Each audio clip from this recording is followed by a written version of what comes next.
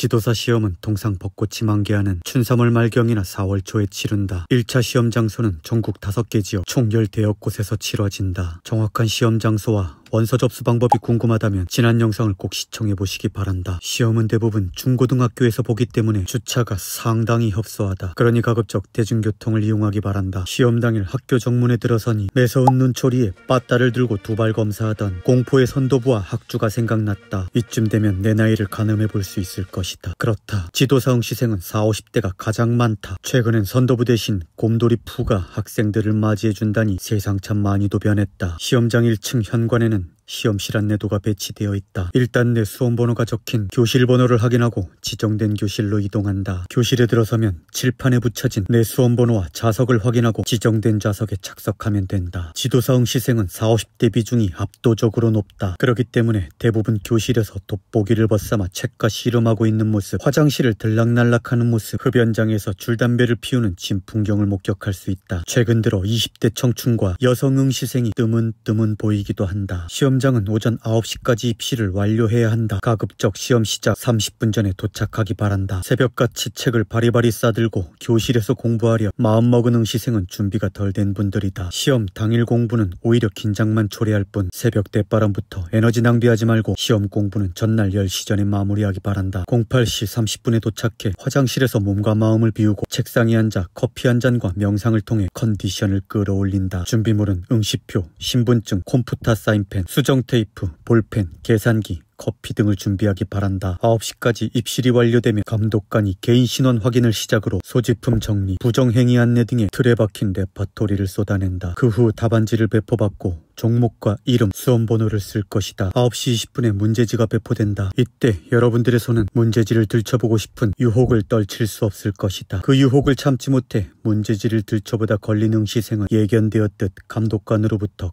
큰 호통을 듣게 된다. 그리고 10분간 감독관은 주의사항을 한 번 더 리바이벌한다. 9시 30분 정각 스피커에서 반가운 멜로디가 흘러나온다.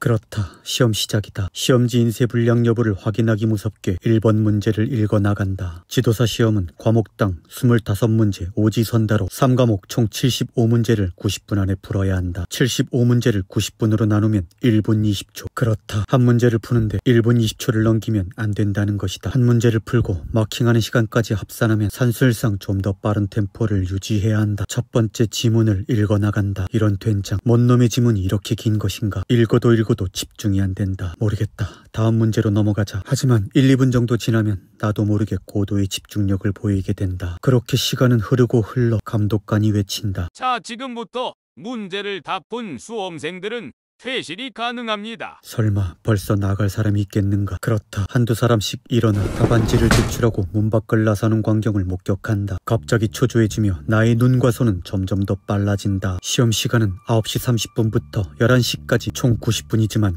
규정상 시험 시작 40분이 지난 10시 10분부터는 퇴실이 가능하다. 퇴실할 땐 답안지와 소지품을 챙겨 감독관에게 답안지를 제출 후 시험장 문 밖을 나가면 된다. 시험지는 제출하는 것이 아니라 본인이 챙겨가면 되는 것이다. 시험 종료 10분 전 OMR 답안지에 오류가 없는지 한 번, 2번 체크하고 나도 교실 문 밖을 나섰다. 지도사 시험 일정은 통상 봄에 치러지기 때문에 수험생들은 벚꽃이 만개한 풀밭에 늘어져 1번인지 3번인지 정답을 맞춰보며 여기저기 탄식과 안도가 흘러나오는 희노애락의 장이 펼쳐진다. 쓸데없는 에너지 소모하지 말고 14시에 시험지를 꺼내보도록 하자. 시험 당일 14시 큐넷 홈페이지에 가답안이 공개되니 그때 집에 가서 채점해도 될 것이다. 눈 감으면 코베 간다던 서울 맛집에서 오랜만에 런치를 즐기고 집으로 돌아왔다. 약속의 14시 시험지를 꺼내본다. 그리고 가답안을 보며 채점한다. 그렇다. 왠지 모르게 부드럽고 크게 그려지는 동글뱅이. 부정하고 싶지만 답안을 한 번 더 확인하게 만드는 작고 초라하게 그려지는 X. 끝까지 긴장의 끈을 놓을 수가 없다. 채점이 끝나갈 무렵 왠지 기분이 좋다. 점수를 합산하니